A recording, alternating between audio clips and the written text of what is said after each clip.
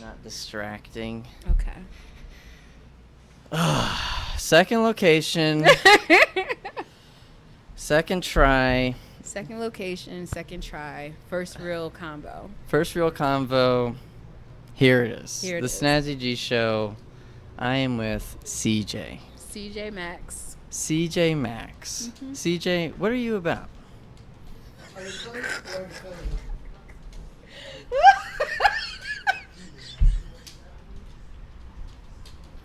Yeah. Yeah. That's what this is gonna be, I guess. People are just gonna, not care what we're doing. What about this? People just aren't gonna give a fuck about you or what you're trying to do, what your aspirations are. They don't want to care about what you think you're gonna try to do. They're just gonna walk through your fucking video. Oh my gosh, you guys don't even understand. This is our second location. If it wasn't announced already at the beginning, it's the second location. Normally, even though we've only had a chance to meet once, normally everywhere that we go, complete silence. All you can hear is God sending the wind, Literally. to rustle a few leaves that are so far away that you can't hear anything. Yeah. Yeah. However, today, every person, we tell them about the humming. There was one of the worst human beings ever in the world. He's exaggerating. Like, it's probably just somebody's, like, verbal tick, but... No, this is universal. You should not be doing this. This guy was humming, and he wasn't alone. He was with one of his friends, which I don't believe is an actual friend, because he didn't tell him how stupid he was for humming the entire time they were trying to decide what they were going to eat. I really think that it was just a mindless thing that if he was told he was doing it, he could have self-corrected. Yeah. But the way that you wanted to tell him, I had to reel you back in. I didn't want you to let him know. I'm not a confrontational person. I know you're not, but the amount of sweat that was coming onto your brow because of the annoyance, like you couldn't even. I was talking to you, like I was on my phone and I was talking to you, and I was like, he's really annoyed by this humming. Like I noticed it, but like you were just like, yeah. I mean, I've never been in a fight before, but I was willing to beat the shit out of this guy. Over humming, and it was the same chorus over and over. It's like he didn't know the whole song. That was, you know how when you hear that one thing that just, it takes over your whole soul. It lives rent free in your mind for the day. Yeah. That was that. Yeah, it was that. That was that Can for he that have guy. That? No. He can have that in silence. He can have that in the car ride there. He can have that anywhere else, but not in public. Because I'm not having that same joy that you're having of singing that song in your head. It was for a while though, guys. Like it was seriously for like 10 minutes. It was a good strong 10 or 15 minutes. And then we left out. And as soon as we left out, we got our little equipment together. We said, okay, we're just going to do it outside. They left. He's like, are you fucking serious? Yeah. Humming on the way out. We don't know the song. It's not something that's on the radio. I mean, I was like actually compelled to like on his way out, like be like, hey, stop humming, you fucking idiot. See, life is too short for those things, though. Life is too short. Life is too long for him. To be humming. He has lived too long. He's lived too long. Doing that. I don't. Let him live. Let him breathe. Let him hum. I'm going to hunt that guy down. Let him hum. I'm going to hum him to death. No, let him hum. Let him live his best life, humming the tune of his joy. Yeah. I mean, he sure was having a good time. He was having a good time. Yeah. You want to try to start this over again? Let's start this over again. One more person goes by. I see there's people inside the torches that we're in front of. And there's the police. How's it going? Today is Thursday. They close at 9:30. So, they're closing. They're now. closing now. Okay. So maybe we'll get lucky and get the manager to say, "Oh yeah, you can't do any of this out here." I doubt it. Even though we have gates that are open, this area is closed. I doubt it. I think we'll be fine. I think he just had to. I mean, for whatever reason, he had to come in here and close down because Last time at 9:30, they was wrapping this situation up. Oh yeah, they were kicking us out of the Yeah, door. they were like, "Hey, I'm gonna run this music while we clean up a little bit, but you can go." Yeah, they were ready to go. I'm kind of trying to wait for him to come back out here because he really just rolled up. He didn't care nothing about these cords, this microphone. Like nothing was going on. It's like we weren't even here. You know, I pride myself on hiding in plain sight. It tracks for me. Yeah.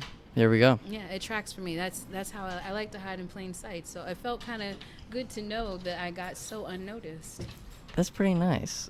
I mean, does it ever like go work in the opposite way to you're like, I wish I was noticed a little bit? Only in my relationships. That's the only time I need to be noticed. Any other time, I'm good. Because that's how you do your best observing, is when you're not noticed. Like just now.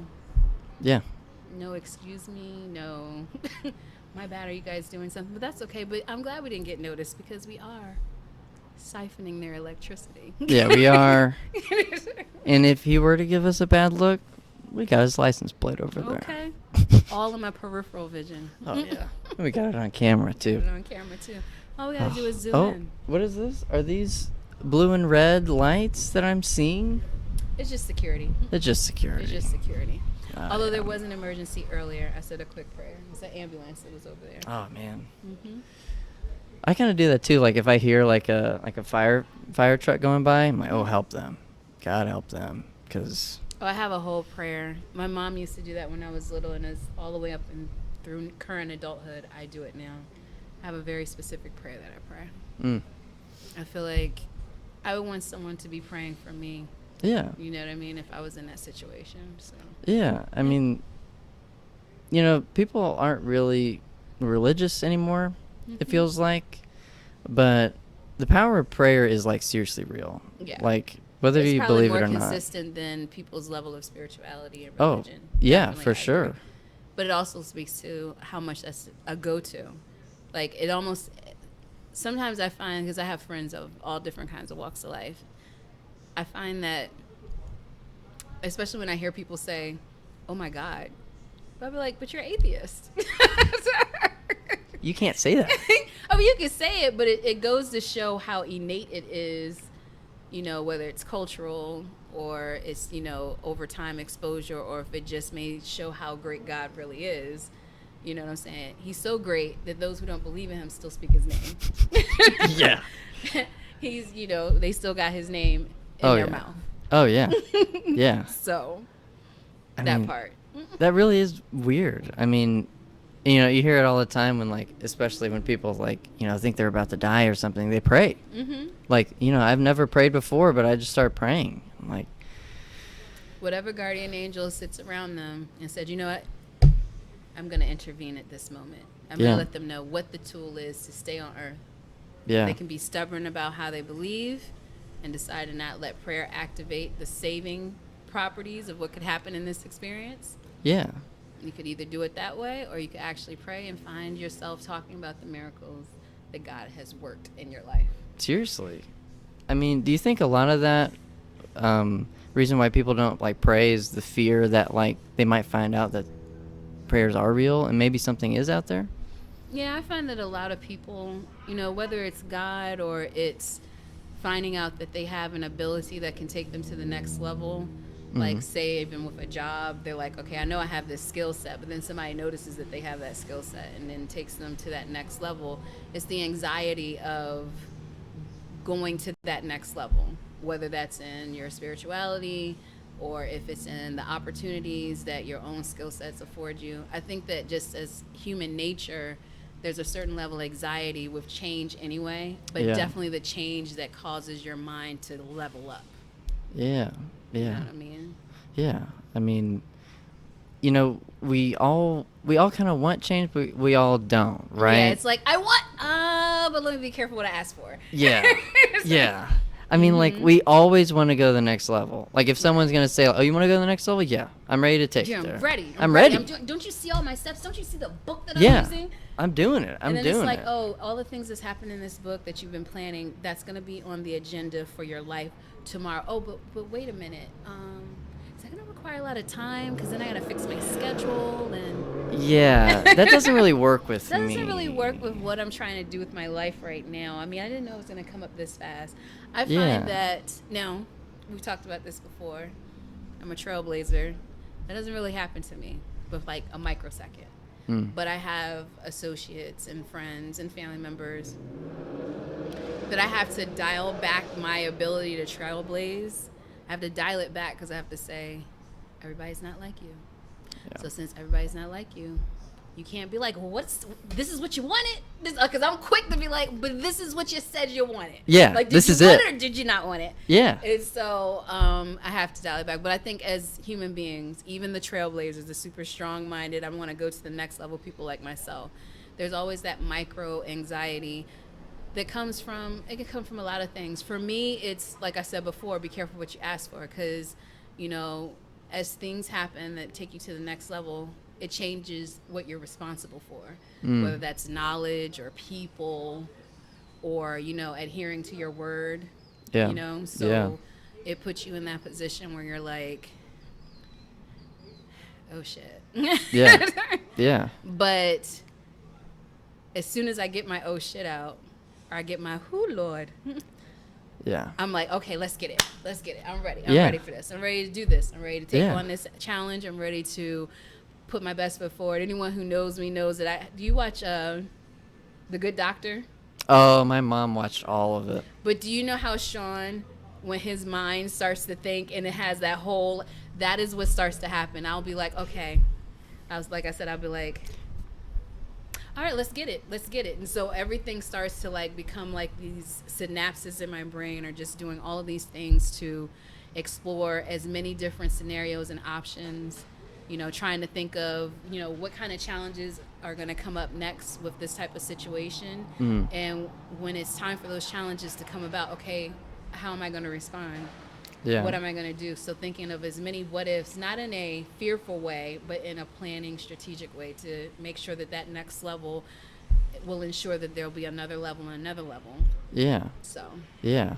I mean, I've kind of been going through that because I've noticed that a lot of my life I've kind of just avoided responsibility. Right. Because I've just kind of been like, I'd rather just not have to be, you know, responsible for or have to do really anything, you know. And now, you know, with my new job and stuff, like, I'm like responsible for people. I'm responsible for people getting paid money that they need to pay their bills to live. And I'm like, oh shit, it's not just fun and games anymore. Right. You know, like People are relying on you. yeah. And so like I'm not just gonna let them down because they really actually need, you know, me to actually do something and not just say, maybe someone else will do it. You know. Well, even though I don't know you that well, I'm proud of you because think about all the opportunities you missed out on because you had it in you all the time, but you didn't allow yourself to show the world or even show yourself. Yeah. Yeah. You know what I mean? Seriously. I mean, I would just sit back and be like, nah, that just seems like a lot of work. But then I also always feel like, so I always tell people to think about that, but then I have them go back and think, you know, all of those experiences that led up to you being able to take on this challenge now, you needed that, whether you needed the opportunity to rest your mind, body, and soul from those type of pressures. Now you have so many things that you're working towards that you're like, okay, well, this is the pathway, this is the gauntlet I have to go through to get to the things that I really want. And so perhaps your passion wouldn't have been there and it would have put you in a state of where you wouldn't even been where you are right now. So yeah. I always tell people, look at it both ways. Don't look at what missed opportunities are and put yourself in almost like a depressive state. Just use it as a tool to say, I will never let the opportunity slip from my fingers like that again. Yeah. You know what I mean? Yeah, to move forward from your past mistakes and not living in them, not living in the past, and not sitting, oh, what if I were to do that? Sleep. Sorry for you guys, all this thigh meat. I like to sit like this is my favorite way to sit, but it's horrible for my ankles. Like I'm in my ankles. My ankles are screaming at me like right now because I put my leg over top of my ankle. I like to sit crisscross applesauce, as they say now. Ah, yeah. That's my favorite way to sit. But when I'm sitting on like a bench or a chair or something, this is how I sit. But it's absolutely horrendous. Don't do this at home. It's horrendous for your ankles. This is not what you want to be doing. I guess we should do the formal interview now. Yeah, I mean, yeah, we can start that. We can start that. You just gave them a whole lesson on life. Did you guys enjoy that? Just a quick one. So your name is CJ. Yep, CJ. People call me CJ, or they call me Max. So CJ, why do you think you're here? In front of you right now? No. No. Why do you think you're here on this planet? To help people understand their vision for their lives.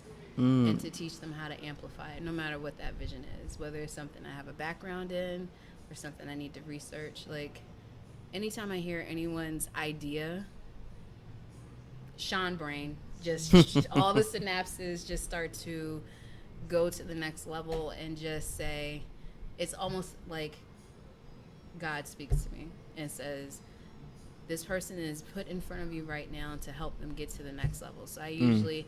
even strangers, I'll give them some type of foundational. Now, that's the spiritual side. Yeah. My networking side, as many people who may be listening or looking at this, but I'll be sending this video and this podcast to, will know I'm always on. So I'm also listening to see how my consultative services will be able to assist them. Yeah. But know that my consultative services and my networking comes from a place of genuine desire to see people succeed. You know, like we've talked before about some of the things that I've accomplished, that I don't really think of it as like this wow thing until people are like, wow. And I'm like, okay, yeah, that is pretty significant. But I think of it as, while I do think of it as significant, I also think of it as, but anybody could do it.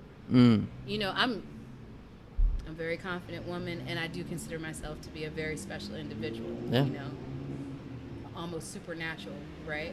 But I also recognize that the things that I'm doing have not been things that are not, you know, obtainable for other people. And I want to make sure people understand that, you know, excuse me. I want to make sure that they don't stand in their own way. So sorry, guys. I had Alfredo earlier. You know how dairy is. But yeah, I just want to make sure that they're not standing in their own way. So what's some things that are really keeping people, you know, from going to the next level, but it really is themselves holding themselves back? A lot of it is motivation, just having a lack of it. Yeah. A lot of times it comes from fear. Believe it or not, people, even though we live in this society where it's like, I don't care about anything except for what has to do with me, at the end of the day, people care about what other people say. You know, a lot of people put a lot of stock in what their parents say. Yeah. What even their grandparents say. And sometimes it's dependent upon, you know, are they paying for things for me? Are they pouring into it? Am I showing that, you know, I have purpose? But I also think it's because people are too busy trying to figure out what they want to do with their lives and not really looking for their purpose in life. Me being a visionary, even when I didn't know exactly what I was going to do with my life, I always knew I was a visionary. I always was creative. I was drawing things. I was expressing things. I was showing people how to do the same or do something similar or something in a parallel. Yeah. And so every step of my life, from journalism to advertising to graphic design to photography, consultations now, and all of the By Marsha merch brand stuff, the apparel, the accessories, the decor, the e-music, the e-books, you know, all of these things are still the same thing. I'm a visionary, and when you tell me your vision, I take it to the next level. Yeah. I never lost, if you want to think of it like a story, if you're your own, you know, hero in your own storybook, the ongoing theme of CJ Maxx is visionary. Yeah. Yeah. And so when people are not taking the time to actually say, not what do I want to do in life, but why am I here? Like you just posed the question to me. You know, and that could be a spiritual journey. That could be a journey that's in the natural. But it's a journey that only the person who is going to experience that journey can ask himself or herself. Yeah. You know what I'm saying? I always tell people, whether you believe in God or Buddha or a plethora of other things that are out there, whatever guides you in life, you got to tap into that first. Then you tap into yourself. You need a little advice. You tap into your family. You tap into your significant other. And even though we live in this society where we want to believe that, oh, the friends we've had forever are the friends we're going to have forever, it doesn't mean that friends can't really add value to that journey. But the first ones that I named are usually the ones that are helping you build your legacy. Yeah. A lot of the friends that you have in your life are just there for helping you build your character. You know, being there in the experiences and making it in a safe space, you know, even when it becomes something that's dangerous. But when you start getting into that real place of what is my purpose and really start building your legacy for yourself, whatever that means, you know, everybody has their own definition of what their legacy for themselves and their family is going to be. When you start getting to that place, am I too close to the mic? It was about to fall down the entire time. Oh my gosh. Let me take my skin back. But when you get to that place. Okay. I don't remember what I was saying. Can you read it back to me? Whenever you get to the place of finding not what you want to do, but what you feel like why you're here to do what you're supposed to do. When you get to that place of the why and building your legacy, that's what I was talking about. Building when your you legacy. get to the place where you're building your legacy and it's something that you are saying to yourself, this is what I want to be known for, this is how I want to add back to my family and to my community. Sometimes the things that you're used to, they have to fall off. Now, your family is your family, that's blood, and everybody has different relationships with their family. Some people have great families, some people have sucky ones, some people don't even know who their family is.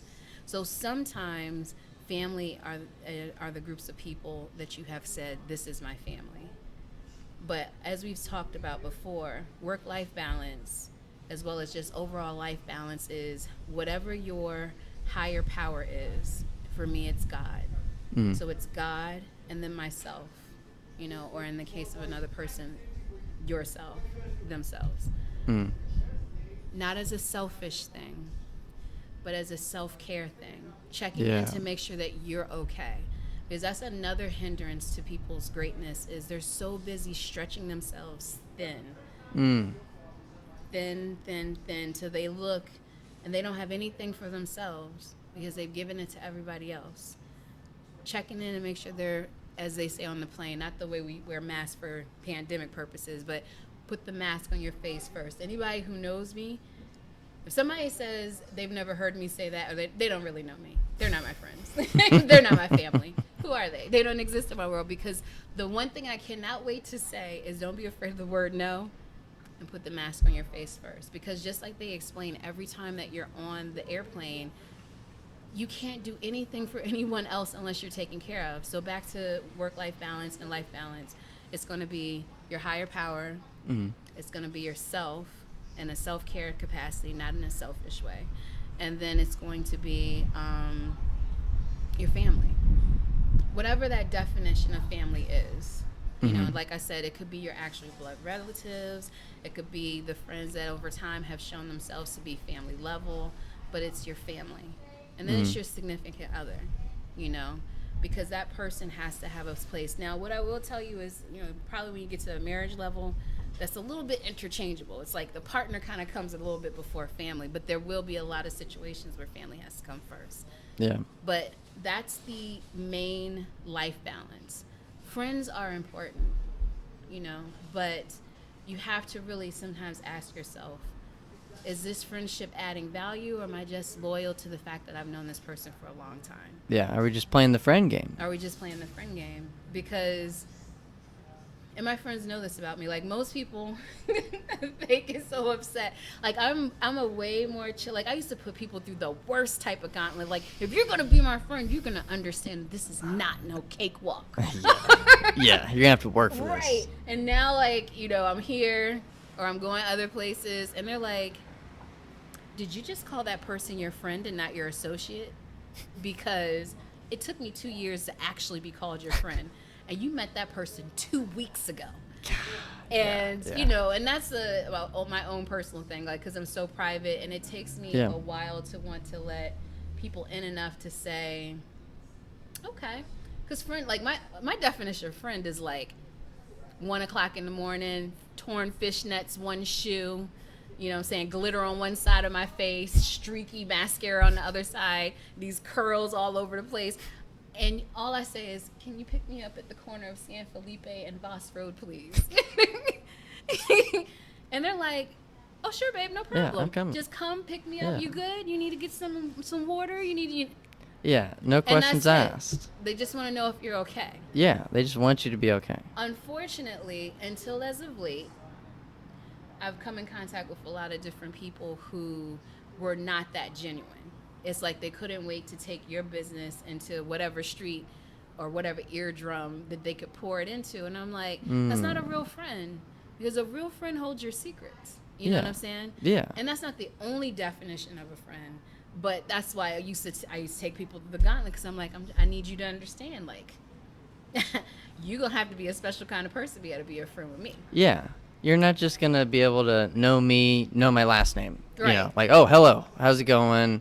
You know, like hanging out is like, I really like hate, like, you know, playing the friend game. Right. I mean, like, what are we doing here? We're not But even helping it's each like, other. But it's like how I was telling you earlier, you know, people watch things like Friends and Living Single. Yeah. And it's like friendship has become a parody of itself, or like its own caricature.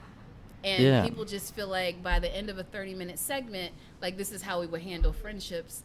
There are some tools in those type of shows that can help you navigate relationships and friendships. Yeah. But a long time ago, like, I mean, like, well before adulthood, I was just like, yeah, everybody's not going to be my friend.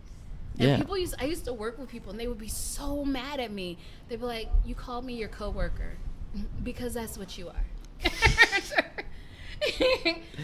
Because, like, why am I calling you a friend just because we had a good time? I could laugh with strangers. That doesn't make them my friend now. Mm-hmm. That just meant that in that moment, we had a good moment, Yeah. a memorable moment, you know, whatever. But I digress. There are so many things that can hinder a person. Like I said, it can be fear. It could be, and really not saying no to people has a type of fear with it, because it could be an ego trip where it's like, oh, I always take care of everyone, so now I don't want to be seen as not being capable of not taking care of people. Yeah. But it could also be just the fear of people being mad at you. You know, people don't always tell you, even when you're close friends, everything that they've experienced in life. And so there are a lot of traumatic experiences that are that are bubbling up under the decisions that people make. Yeah. You know what I mean? So it's a lot that can prevent a person. The good thing is I usually have a really good instinct for people's personalities. I really listen to my spirit, and 9 times out of 10, I can figure out what that thing is without blowing up their spot and being like, boom, that's what's wrong with you. That's who you are. But yeah. I take that into consideration when I'm both expressing things to them as well as giving them the steps on what they need. Like, if you are a person like myself, I'm spitting them out, and we're going to have a whole plan within 7 minutes, right? But it could be a person like this, more like who you were previously, how you said, like, oh, no, I don't like to go for the challenges. When it's that person, my brain can automatically shift to say, okay, let's give them the big picture. I'm going to drown you first. You're going to almost die in information. Yeah. Okay? Then I'm going to drag you out of the ocean of details. Yeah.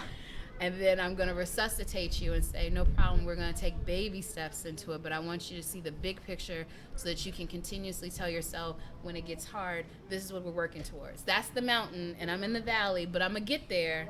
I got to take, my little steps to get up there, but this is the big picture. This is where I am. I'm going to get there, but I need to be able to see it in digestible bits and pieces. Yeah. So. Yeah. That's one of the things is people don't look at it in those little pieces. They just think like, oh, it's either here to here. How do people get that from here to here? I mean, they think it's like, going like being successful is like just happening to be viral online. That's how social media presents it. That's how social media and our society just thinks success is. Microwave society. Everything is microwave. From relationships. Like, everybody they want to have this great relationship because they see this on relationship goals, the hashtag on Instagram. They see the pictures. I want to go travel with my babe. But a relationship takes a lot of work. Oh, yeah. It takes a lot of pieces in the middle that you'd be like, I mean, I could pass on this. Yeah, like, this isn't worth the work. But when you find someone that's worth it, I mean, it's just like anything. Like, I don't know what it was like when you were a kid. But I know when I do have children, I want them to work for things, right? So if I buy my child a bike or whatever is cool by the time I have children, bikes might be out again. Yeah. They're gonna be like, oh great, mom bought me a bike. But if you're gonna have to work at my, my online store, because I'm gonna teach my kids how to do like content and stuff. If I make you work for that bike, every day you're gonna probably spit shine that bike. Those tires gonna have what's that stuff called? Armor oil on the tires. Like, you know what I'm saying? Like, it's gonna be a very cherished thing. So bringing it back to relationships. Not that a relationship has to be hard, but it's unrealistic to think that a relationship doesn't have challenges. Yeah. Right? And I think that because people are so into, doing their scrolling when they're in the bathroom or in a lobby or just, mindlessly at the traffic light when we're not supposed to have our phones in our hand, what's happening is all you're seeing is the glitz and the glamour of a relationship. And so you think that's what that all is? The filler is the part that people are forgetting. Yeah. I personally am a person who used to be like, forget this shit, I'm out. Because it could be. The person I have matured into, because everybody has their layers. Like, yes, I'm a trailblazer, but the downside to most trailblazers, we do not have a lot of patience for bullshit. Yeah. Like zero. Like how you feel about humming, that's how we feel about procrastination, bullshitting around, people who can't shoot from the hip, people who have to escape to try to figure out what they want to do in life. What is taking you so long? Yeah, let's get it going. Like my relationship I had like a few years ago, and I had to really say to myself, stop doing this. Like, it took a lot. Like, it was because it was like the humming thing to me. I'd ask a question, and I had a person who likes to take a moment to think. Yeah. Not because they had any type of deficiency in their mind, but they know they also better have the right answer for me. So it was like a catch-22. So I'd be like, did you hear what I said? What is the answer? What are you going like? And they'd be like, stop it. Yeah. Like, I just digested the last word in your sentence. Yeah. Well, what the fuck is taking so long? Then this is another side of being in relationships that people have to remember. If you're the person with the question, you have sat with this information much longer than the person that you asked the question of. Yeah. So give them a second. Yeah. But man, oh man, seconds feels like hours, feels like days, feels like months. Like, has it been only 3 seconds? I thought it was tomorrow. Yeah. What is taking so long? Think about it and say something. I mean, give me the answer. It doesn't take that much, but we all have our levels of maturity that we're continually learning. And then every relationship is different. You can't apply everything to everything or everybody. But going back to all of that, yes. Back to the vision, back to people and what holds them back. It usually boils down to some level of fear or anxiety. More often than not. And someone listening to this may not have a lot of fear and anxiety. They're like, but what about my situation?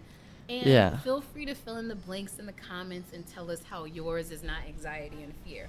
But most people that I speak to, so I like to say, in my experience, as opposed to giving people's blanketed statement, in my experience, more often than not, it's going to be fear and anxiety and then all the layers that come with that. So, I mean, a lot of people love to be not fearful. Right. You know, it's cool. Because it's cool. I'm not afraid of anything. I don't give a fuck. I don't give a fuck. Nothing can touch me, bro. Nothing can touch me. Nothing. Nothing can faze me. Nothing. So what are a lot of things that, like, people may not even know that they're afraid of, but, like, really are? I think that anything that makes them angry. When I was younger, actually I learned this at church. The pastor was saying 90, whatever statistic you say. Let's say for the sake of our conversation, 97%. 97% of the time when you're angry, you're afraid of something. When I was little, I had my reasons for being such an angry child sometimes. Not necessarily a child that acted out, but just mad about different things. And angry. And when I heard this at church, I had to say to myself, let me see if it passed the test. So every time I would get angry, didn't mean I didn't go off the deep end and like go off on a person, because I'm quick to do that. Mm-hmm. If you know me, you know me. But in the aftermath back then and during those moments of anger now, fear has always helped me to articulate why I'm really upset. Mm. You know what I mean? Mm-hmm. Anger is such this aggressive way to express your fear. Yeah. But it really is based in fear. You know, if you are talking to someone like this about, you know, something that concerns you or something that is annoying you or something that's on your mind or your heart, and you're looking at yourself outside of yourself, how while you're in this conversation with another person, now you're like amplified to the 10th power, you gotta ask yourself, why am I so afraid? But I also use that to not let other people's anger upset me. Yeah. Because we all know fear is a place of, you know, for lack of a better word, a place of weakness. Mm-hmm. And as we said just a moment ago, people don't like to be weak. Yeah. So knowing that people are being aggressive from a place of weakness, it makes me just bring them back down to my level. And as we talked about before, you're like, that shit pisses me off. But yeah. You will have your best conversations with significant others, family members, supervisors, or subordinates. You will have your best conversations if you encourage them to come to your mellow level instead of getting to where they are. Because if you allow them to take you up here when you started at this level, nobody is listening to each other. Yeah. It's the equivalent to nothing happening but pots and pans being banged on. Mm-hmm. Mm-hmm. When you're having a conversation, nothing's going in the ears. When you're having a conversation and everybody's at this level, it's music. When it's not, it's going to be chaos. Mm. You know what I mean? So that's one of those times when I think people have the least amount of awareness that they're fearful. Yeah. And if they're honest with themselves, either in the moment or in the aftermath, if they just say to themselves, why was I so angry? Why did I raise my voice? Why did I say those things? Fear. Yeah. You know, Yeah. Fear. I mean, whenever you told me that really like spoke to me. I was like, I would never think it would be fear. And I was thinking like, well, what are the times that I get like really mad? Mm-hmm. And like when I play video games. Like, oh my gosh. When I like this might be a dumb example, I am so ugly. Even my face is probably ugly even though right now. No, beautiful. Beautiful. No, I believe that I become a monster. Like, cause I'm ready to fight everybody. Especially when I was in high school. My ex-boyfriend is not going to see this. When I was in high school, my ex-boyfriend, he didn't have a car. I did. I've been driving since I was like 12. Oh, hell yeah. But of course, only legally since I was 15. But anyway, he didn't have a car. And this particular year, I lived like not close to where the school was. So I didn't live on his side of town anymore. And so he would be stuck on my side of town in the middle of nowhere, essentially. Mm. When I got upset because he beat me in Tekken or Street Fighter or Mortal Kombat, oopsie, like, what? I'd be like, I don't know how you're going to get home. You better figure it out. You better call a motherfucking cab. Like, I was like, he'd be like, are you, I'm like, do I not look like I'm serious? Like, yeah. I'm serious as a heart attack, motherfucker. Like, what? I was so ugly.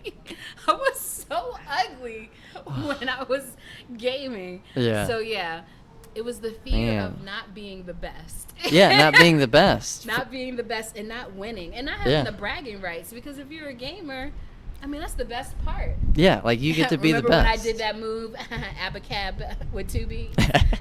When I took your heart right out of your chest, Sonia, get over here. Yes, all the way back down to Sega Genesis. I had it all. Oh, hell yeah. I was a hardcore gamer. Dreamcast, Sega Genesis, of course, PlayStation. And I was telling you earlier, I had a modded Xbox. Yes. Now we're talking. Yeah. Now we're talking. I like both. I mean, I still like PlayStation. The modded Xbox, and we're not going to discuss why the modded Xbox is the best. Look it up. You'll figure it out. Maybe you got it that way. Who knows? Who knows? But the modded Xbox was a supreme piece of device that I wish they hadn't caught on. Anyway, go ahead to the next thing. Yeah, you definitely made people so mad with that Xbox. With my modded Xbox. Man. And I still have it. It has like a little, it was like modded, but it also was tricked out. So it has like this blue fan that lights up in the dark. Yeah. Oh, you must have been destroying kids. Oh, I was. Like, you see the evil that comes that across is pure evil. I was just on all continents. Anybody could catch it, especially because I had insomnia. Are you serious? Oh. Anybody could catch this ass whipping, okay?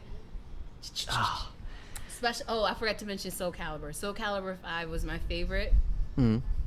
My favorite was Natsu. My ex, at that time, he had taught me, because I didn't really know how to play. I didn't ever use Xbox. I always had a PlayStation. So I'm like, are these the steps? And I wasn't doing like the dumb damsel shit. I hate that. I can't say it's beta bitch shit. How do you play? How do you play it? But I was just like, because I've never been, my instincts have always been impeccable. I like to figure the shit out. I've been kicking ass left and right since like middle school on instinct alone. So when I was with this person, what was happening is they were teaching me how to be like, okay, so you hit the button and then you got to hit this one and it's the left piece right here. And I was like, these are a lot of steps. I mean, I just want to kick your ass the other way. But see, because he knew how to do those, we was starting having them conversations like I had with my high school boyfriend. Like it was putting pressure. It's putting the ending your relationship kind of pressure, not the pressure we talk about now. Where it's like pressure to be in the relationship. It was putting pressure to destroy the relationship. So I was like, okay, you know what? I love you. So why don't you teach me some of these steps? Oh, when he taught me the steps, because you know on the Xbox they have the parts where it's like a little bit of a joystick. Yeah. Right. And so it was like steps where I would do like this and I roll my thumb. Oh, listen, Marshall. He started getting mad at me and being it was ugly, but now it's all in good fun because of course I'm winning now. Oh yeah. Oh yeah. Babe, why are you so upset? If you're gonna go get some fresh air, can you give me a water out the fridge? Like, yeah, walk it off. Yeah. Walk it off, but walk that water back up here, please. The amount of assholery and I haven't gamed since then. Like the person I'm with now, like we haven't ever gamed, but it's because we're both entrepreneurs. So like we're always so busy, and I haven't bought a game console, and he doesn't like Xbox.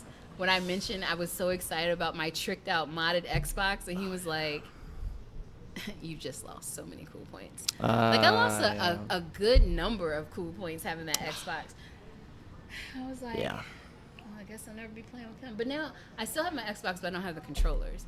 But after this conversation, yeah. I can't let you play that modded Xbox. That is. I mean, you're costing parents so much money to have to buy their kids new controllers because they're smashing them because you're wrecking them so hard. And I had the clear one. Ooh. Oh yeah, I was fancy.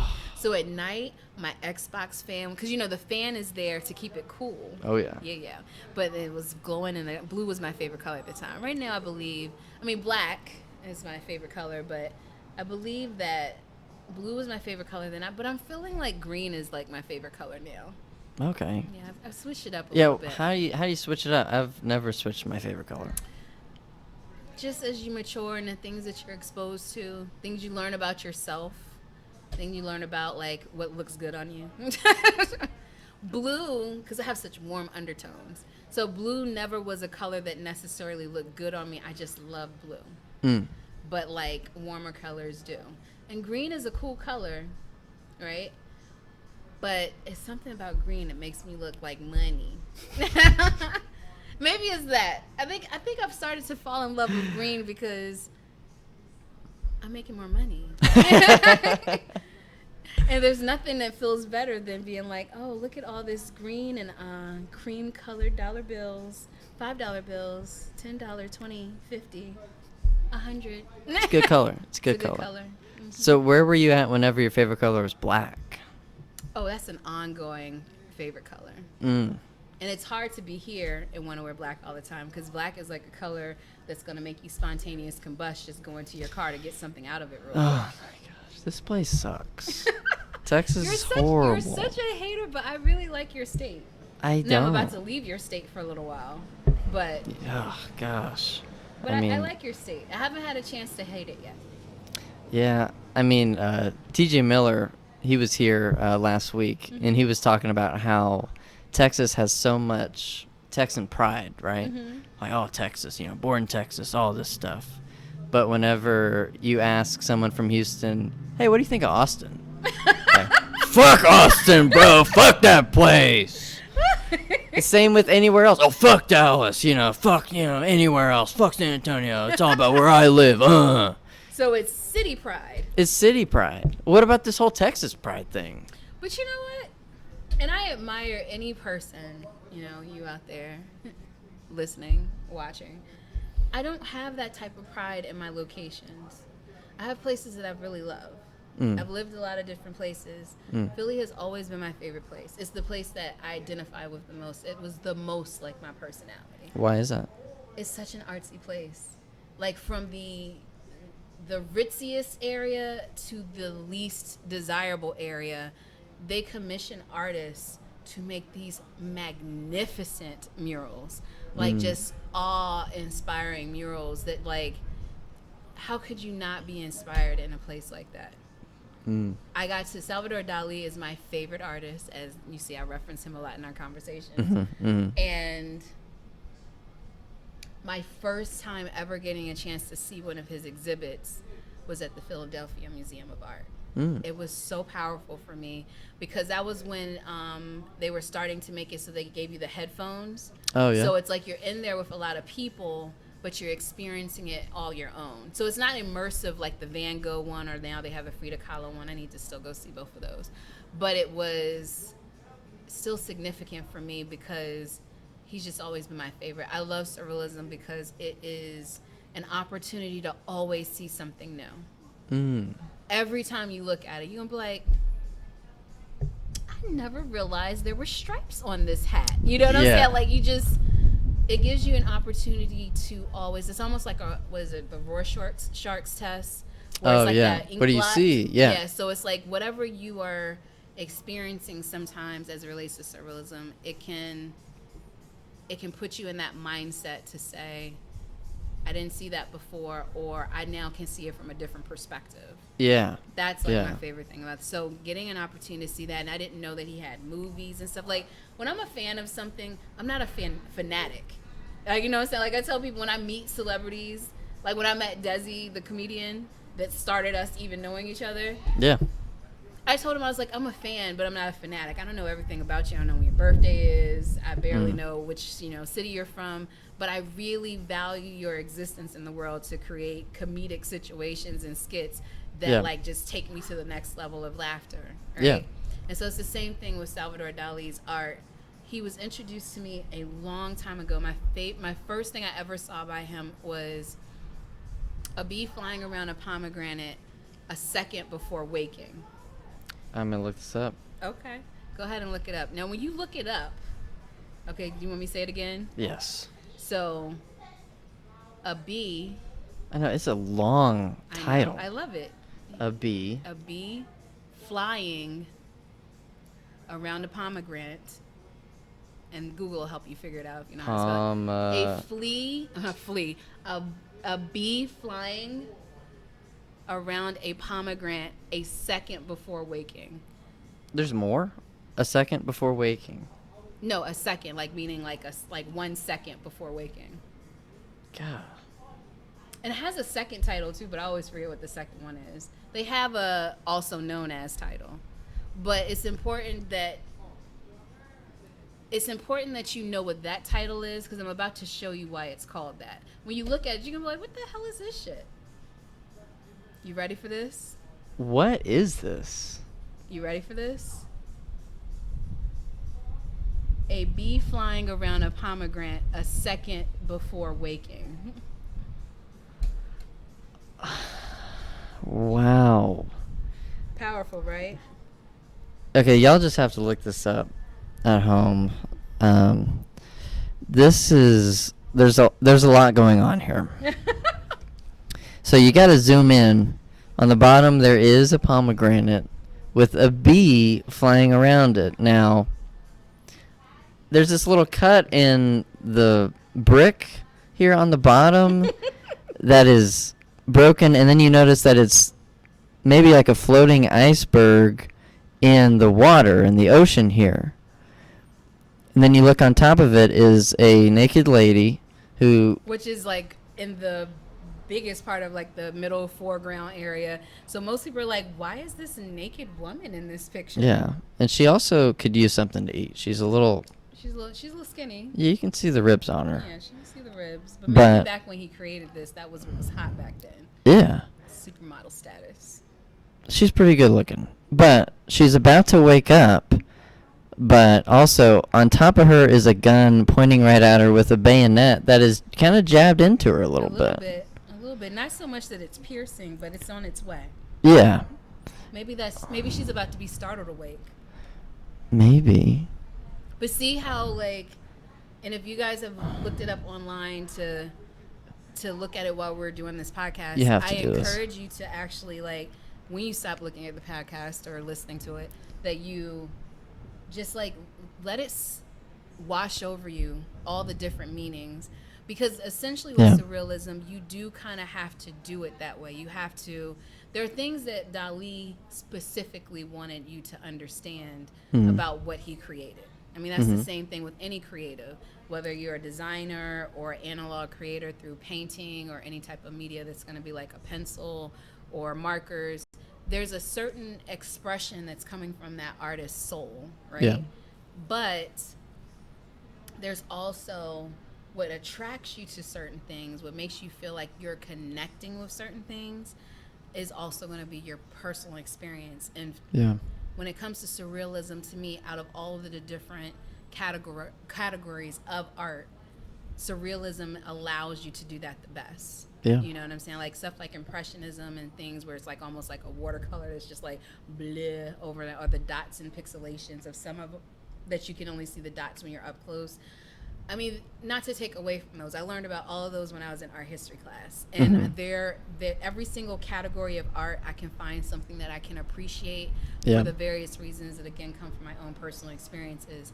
But when it comes to surrealism, it's the type of art that's going to grow with you. It's going to mature with you. As your perspective and your mindset about life changes, it's going to put you in a mindset and a headspace of, I mean, that's, you know, when I first looked at it, I was like, okay, it's a naked lady chilling beside a pomegranate and it's these random ass tigers, and is that a koi fish? Like that's what I first looked at. Because I saw this in like middle school. Oh wow. Yeah. But now as I have become an adult, like I was able to dissect other things for you, like, oh, this is why it was that title.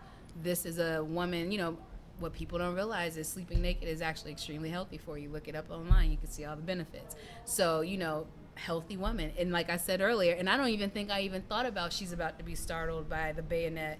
You pointed it out, and my mind automatically said, well, why would he put that there? Because when people awaken sometimes, they're startled. They're like, oh, shit. Yeah. What day is it? What time is it? How long have I been asleep? Yeah. So, and that might not have even been his intention. Right. But art in general, but especially surreal art, it gives you an opportunity to figure out the crevices and the cobwebs of your mind. And kind of what it can mean for you. Right. I mean, it can have many different types of meanings. But I am still wondering what the meaning is of this, because I need to fully...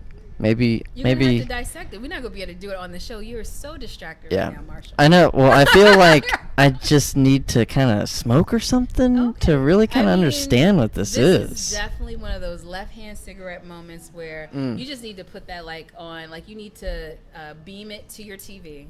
Yeah. And just sit back on your left-hand situation and just and you got your is it called a moleskin or moleskin? I never ever know what they're called. Moleskin. let's keep it down on those kind of words. God, we're not doing any moleskin here, okay? This is a journal. This is a journal. But you know what I'm talking about? Yeah. Yeah, the official artist, leather bound with the little bookmark. Oh yeah. piece in it. I And always call it's it all moleskin, torn but up I've and heard stuff. some people say moleskin. Yeah. But we were talking about that last time, how really important journaling, kind of your everyday life is. I It mean, really is. about how, because for me, like I'm very forgetful, and I really need to document like things that I learn so I don't continue to fuck up on the same things that I keep fucking myself on. Oh, I mean, when your camp counselor energy just escapes and goes left, it's just Yeah. I was like, yes, and I was like, oh, to fuck up on, yes. Yeah, well, it just like pisses me off. Like if I were just to write it down, but also not just writing down, looking at it again, and seeing like where I was at, and where I was whenever I was writing that, to understand that that was maybe something I was dealing with. Right. Not necessarily all your problems, but like what made you happy and what made you mad, as we were talking about. I mean, I feel like now people need to really dissect themselves instead of looking at anything else to try to satisfy Internalizing, them. like what's going on with yourself and really being able to track that. Some people aren't comfortable with writing because they feel like it exposes them, and I get that. You Yeah. know what I mean? But like, you're exposing it to who? Yourself. Well, you know, it's always the But that's a idea fear. Of if your leather-bound journal gets in the wrong hands. You know what I'm saying? Yeah. So I can understand that, and it's sometimes hard for me to journal, but then use your notes on your phone. I feel like I have something in my eye. The wind is blowing my hair into my eyeball. I feel like Oh, that's the one of the worst. pieces of hair was like, I'm just going to hang out here in your retina. But yes, journaling to me, it's also very therapeutic. Yeah. Something else that people may not realize is very therapeutic, and you should only do this with people that you trust. Using things like WhatsApp and Telegram, and follow me on this.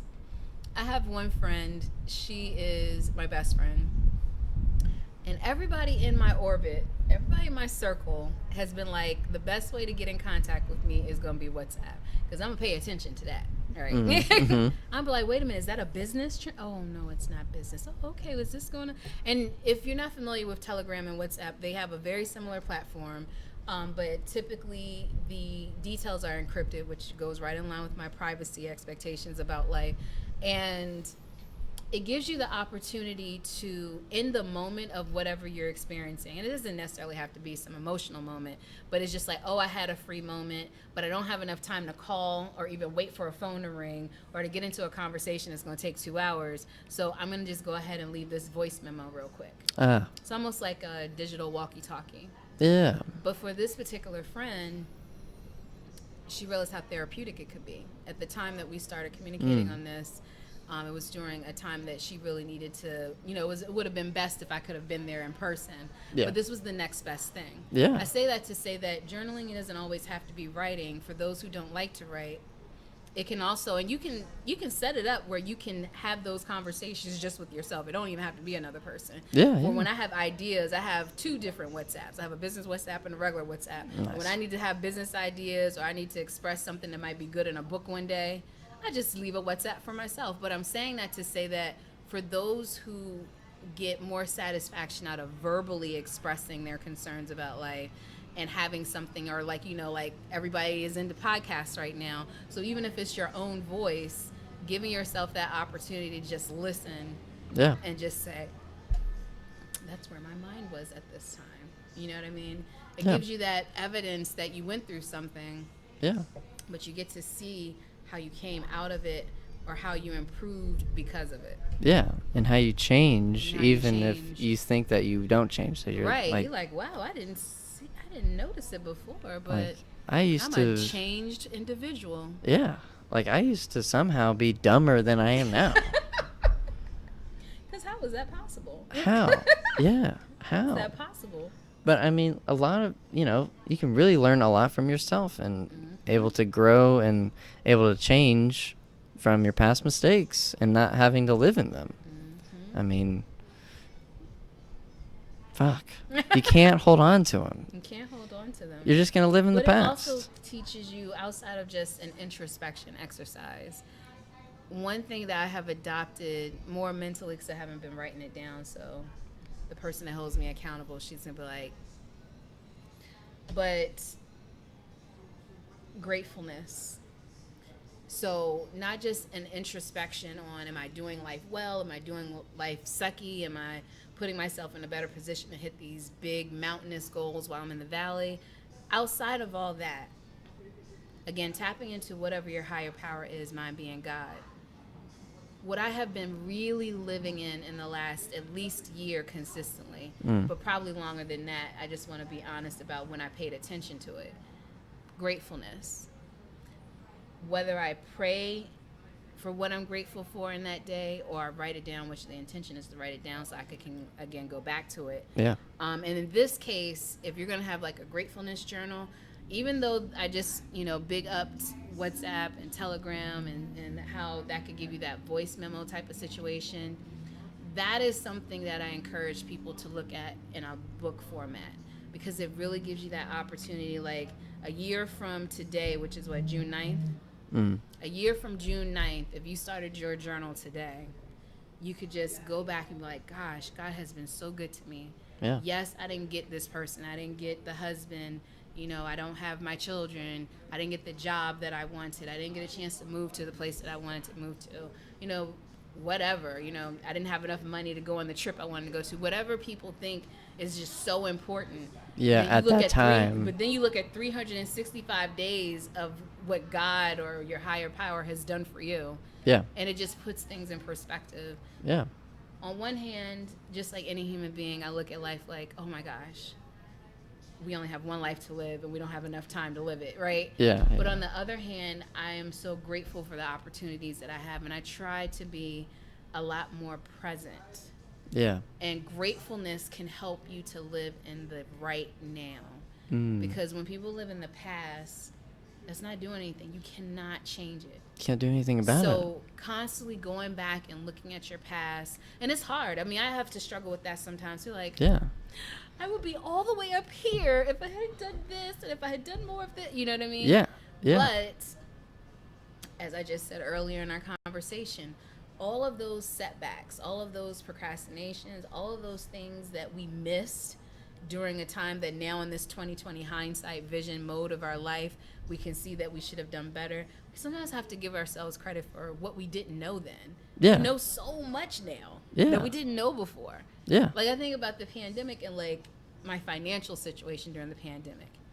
Looking back at it when I did my taxes, I was like, oh, I had enough money to do it all. You know what I'm saying? Yeah. Because I was living in a state where you could work but also get unemployed. Like I was living the best life, right?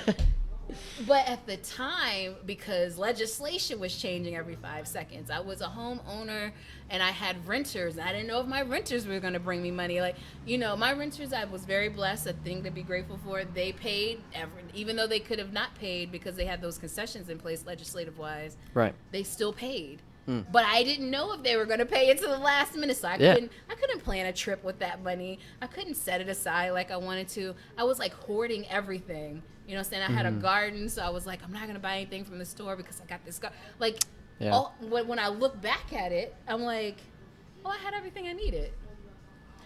If I would have kept a journal at that time, I would have been able to see more so just in just that retrospective thought process. I'd have said, gosh, on this day, look at how God blessed me. Look at God, look at how, and not just how he blessed me, because we go back to what I said before, and this is not just a me thing, the visionary thing. That is how I allow God to use me. You understand? But what people forget a lot of times is gratefulness is not just about, oh, God did this for me today. It's also about recognizing how God thought enough of you to use you as a tool to make greatness happen for somebody else. You get what I'm saying? So when you keep a gratefulness journal, it's not just me.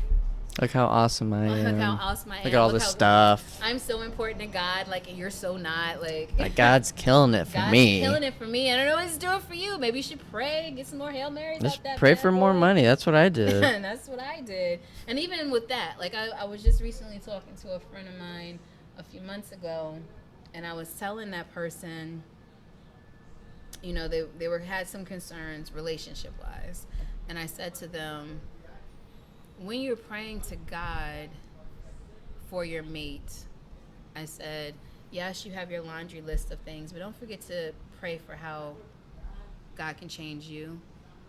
But also, in the meantime, while you're healing from what was making you sad by not being with this person anymore, ask God every day how you can be a blessing to someone else. Really, to be honest with you, every time I've gone through a bad breakup, it was in helping others that brought me to the place where I was going to be with the next person. Like, even the person I'm with now, I didn't meet them because I was at the club, I was hanging out. I was actually doing something for someone else.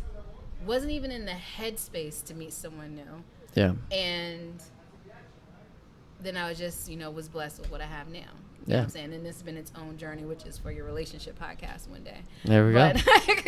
But what I'm saying is, we're always like in this headspace of I gotta get to. And then we don't realize you're missing all the beauty of right now. Yeah. Because you're so far ahead about what you want. I just want to be here. I just want to be here. And you're so like, detrimental about what you missed out on. Like you see me, like I like gotta take pictures of stuff, but you think I take pictures now and take video, and I'm like, oh, hold on, I gotta send this text message. Oh no, this whole podcast, I'd have been like, yeah, okay. Like, I have toned it down considerably because I always call her my Kenyan play sister, and I won't say it to you in Swahili or really in Shang, but the gist of what she used to tell me is, Manzi, which means girl. Manzi, be here now. Exist in this moment now. She used to say that to me. And this is as an adult. I didn't meet her until I was an adult. And it resonated with me so much because I would be at these great house parties. House party with this crew. I mean, you ain't never shutting up. It's like you should just put podcast mics should sit there. Yeah. And, I mean, we would talk about everything. It was so divine, and people would just, people would cook or people would bring food. I felt like we never went to sleep.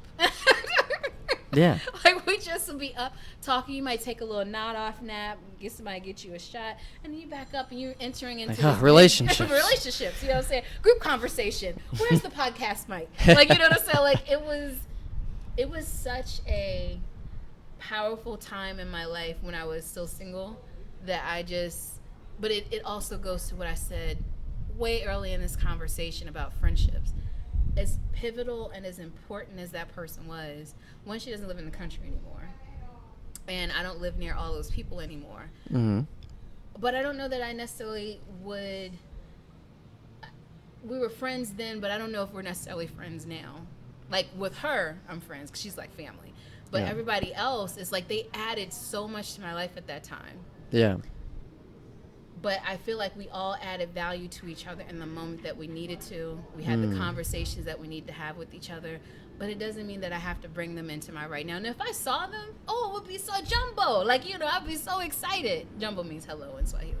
So she also had like, jumbo, dada. Like, I'd be so excited. But am I calling them every single week to see how life is going? I don't even know. Have you guys had kids yet? Like, so none of those things are a part of my right now. Just like whatever I've got going on is not a part of their right now.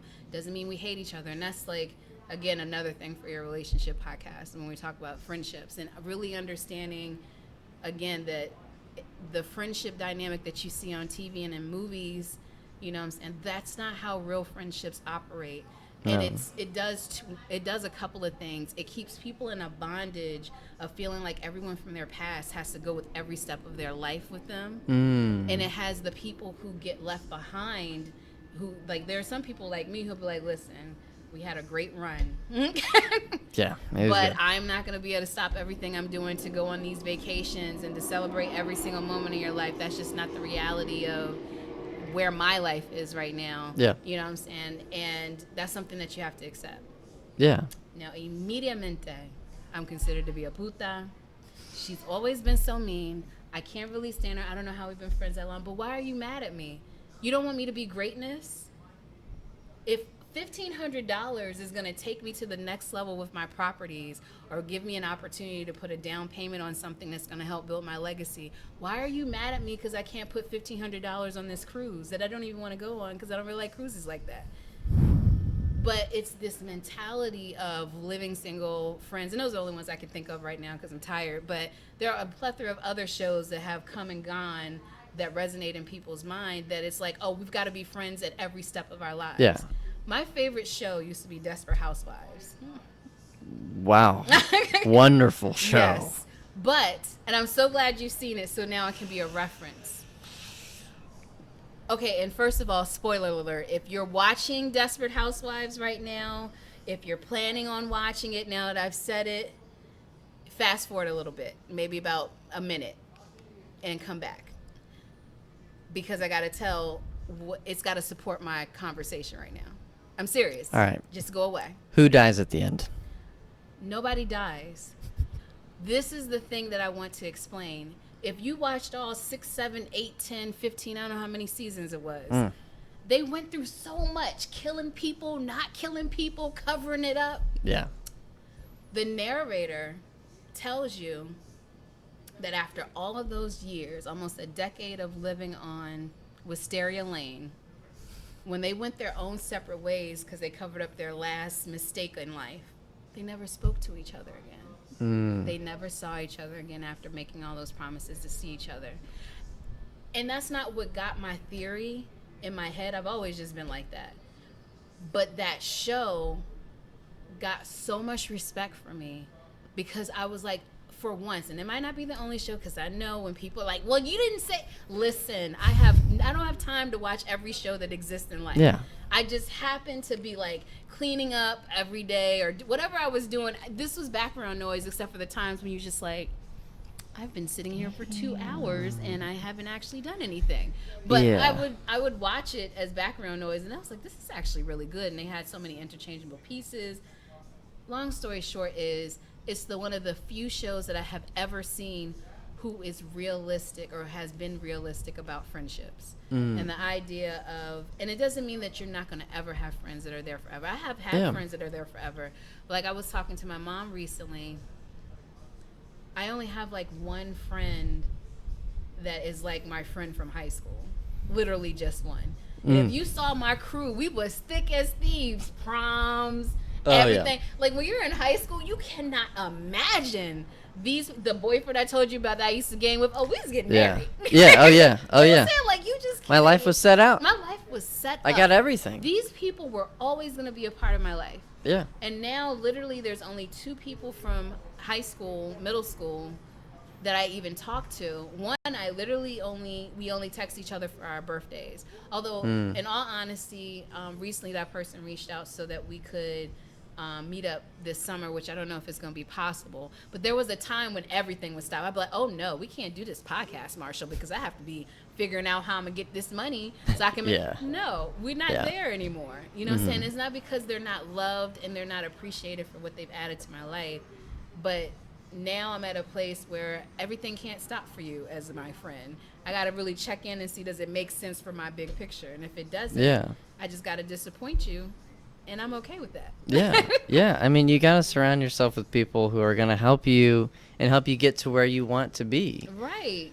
I you mean, know? And like I said, it's very hard to navigate past the perception of what friendships and relationships are supposed to be like. And so at the end of the day, all of those blanketed statements aside, you have to always just kind of do what's best for your relationship and your friendship. You know what I'm saying? Like, my friends and I know we don't talk to each other every day. Now, when we see each other, ain't no need for you to call because we're not talking to nobody but each other. Exactly. But that's like a very tight, that's this circle. But see, people be trying, and you guys can't see this circle, so I mean, it's a secret for me and Marshall. But this is the circle. Say this is the circle of all your friends. Yeah. But this, and not even this, but the center of this is probably about all that's going to be with you for the rest of your life. Yeah. Both you and your friends have to accept that. Because that is sometimes you know how Erykah Badu has the song Bag Lady? Bag Lady. Yeah, that song. sometimes that past can also be your baggage. Mm. Nobody wants to be people's baggage. So, as a person that has been people's friend, I wouldn't want somebody to be like, you're just dead weight, so you gotta go. But that is, even when you say it in the most delicate of ways, that's how people hear it. Like, are you serious? Like, you don't remember how much time we used to spend in college? Yeah, but that was college. I don't do half the things I used to do in college anymore. Yeah, I was an idiot in college. Idiota. Like, you know what I'm saying? Like, Yeah.